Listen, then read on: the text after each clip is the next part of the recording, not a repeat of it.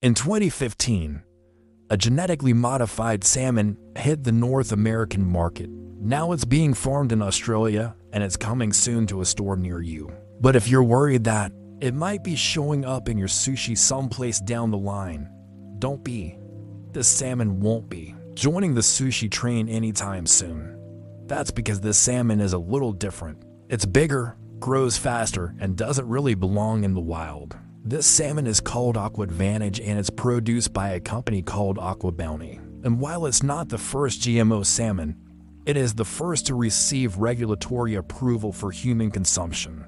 And it's been approved for sale in the US and Canada. But before we get too excited about this fast-track to market approval, we should talk about what exactly is different about this salmon and whether it could spell danger for its wild counterparts. Before we get into that, now back to the salmon. So what is this salmon so worried about? Well, unlike its wild cousins, it doesn't have to worry about the seasons. You see, normally, commercially farmed Atlantic salmon are fed and cared for in ocean pens. These pens typically hold thousands of fish in a small area enclosed by a net. While these pens keep the salmon from escaping into the open ocean, they don't keep them entirely separate from the surrounding environment. The salmon inside can still interact with the wild salmon swimming past in the currents. These wild salmon are usually smaller and slower growing than their pen-raised counterparts. And because of this difference in growth rate, they don't compete much for food.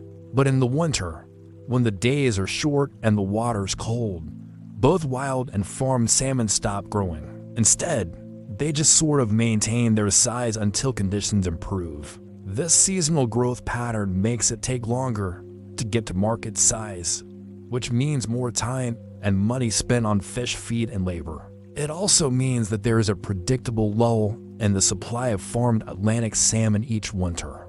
But this is where the GMO salmon is different. By introducing a growth hormone gene from Chinook salmon and a promoter from an eel-like fish called ocean pout, scientists were able to create a salmon that grows year-round at a faster rate, reaching market size in 16 to 18 months instead of 3 years. Faster growth means earlier harvest and earlier profit for the company, and a seemingly endless supply of farmed salmon for consumers.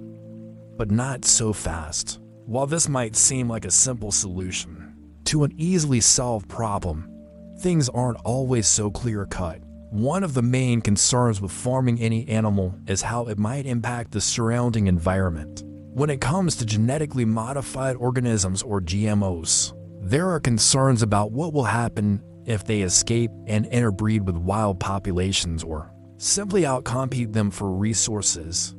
The Aqua Advantage salmon has been approved for sale in the US and Canada, but not without some serious debate about its potential impacts.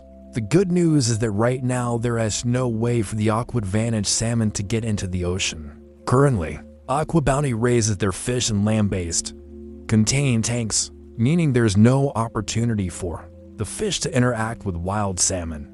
There have been instances of farmed fish escaping from other facilities, so it is possible that someday some Aqua Advantage salmon could find themselves in river or coastal waters near their farm. If they did escape, their larger size and faster growth could make them more aggressive feeders, especially in the winter when food is scarce. A study done in the 2000s by Canadian researchers found that transgenic salmon, when mixed with wild salmon in semi-natural conditions, dominated food resources and in some cases showed aggressive feeding behaviors that could harm wild salmon. Similar results have been seen in other studies with fast-growing fish species. When mixed in with slower-growing members of the same family, the larger, faster fish aggressively claim most of the food and leave less for the smaller fish.